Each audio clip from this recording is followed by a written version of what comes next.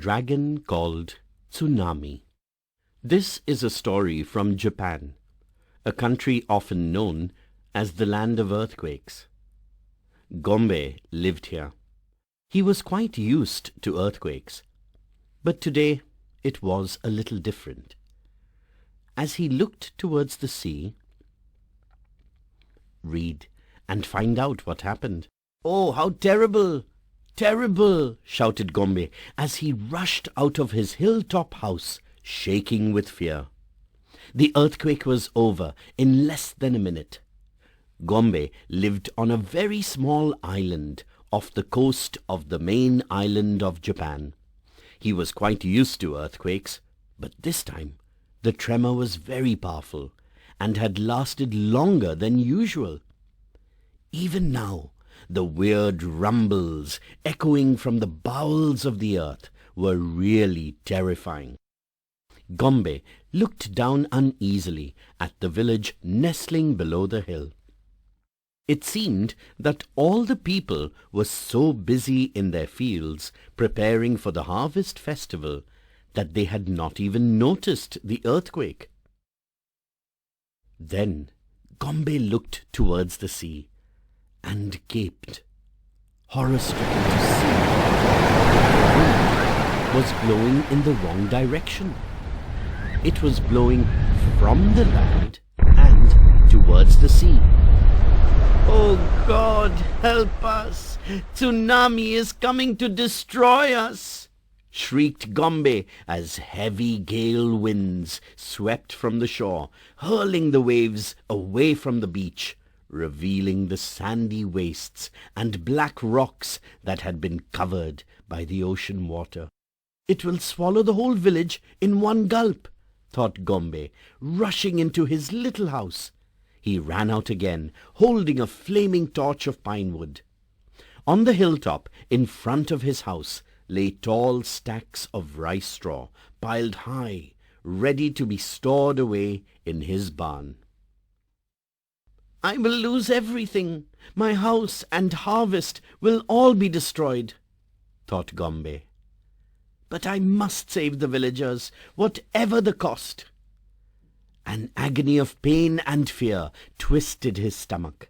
His legs trembled, but his hand was steady as he thrust the fiery torch into the stacks of rice straw.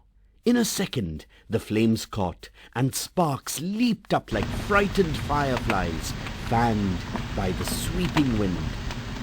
Dry, brittle rice stacks, crackling, red-hot flames flying up like fiery tongues, hissing, destroying.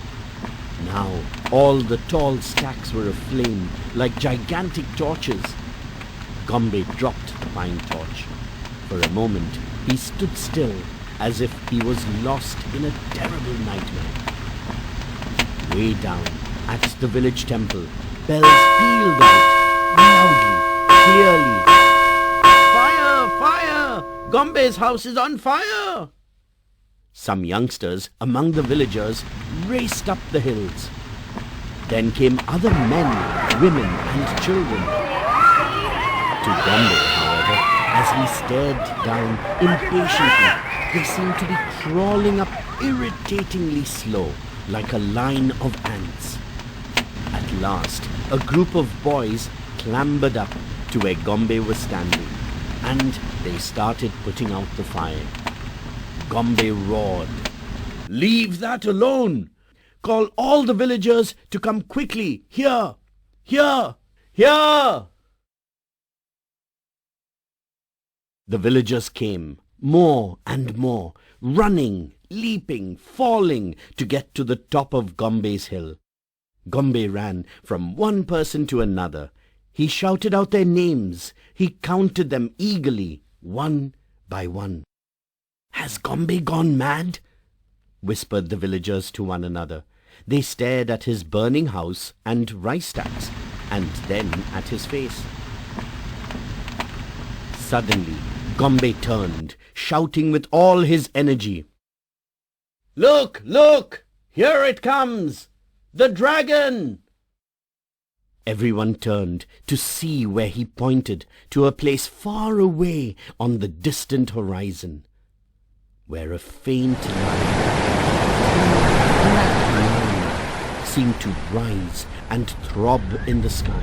Within seconds, it grew enormous, filling up the entire sky and rushing towards them at a tremendous speed. "Tsunami! Tsunami!" someone screamed. Before their very eyes, the entire ocean rose higher and higher, touching the sky like a massive black dragon, hurtling upon the beach with a tremendous, exploding roar. Up on Gombe's hill, the people leapt back. For a few terrifying, blinding moments, except for the foamy water mist, nothing else could be seen. Then they saw the tsunami, like an insane, untamed force, sweep violently over their entire village. Again and again it hurled over their homes and fields, twice, thrice.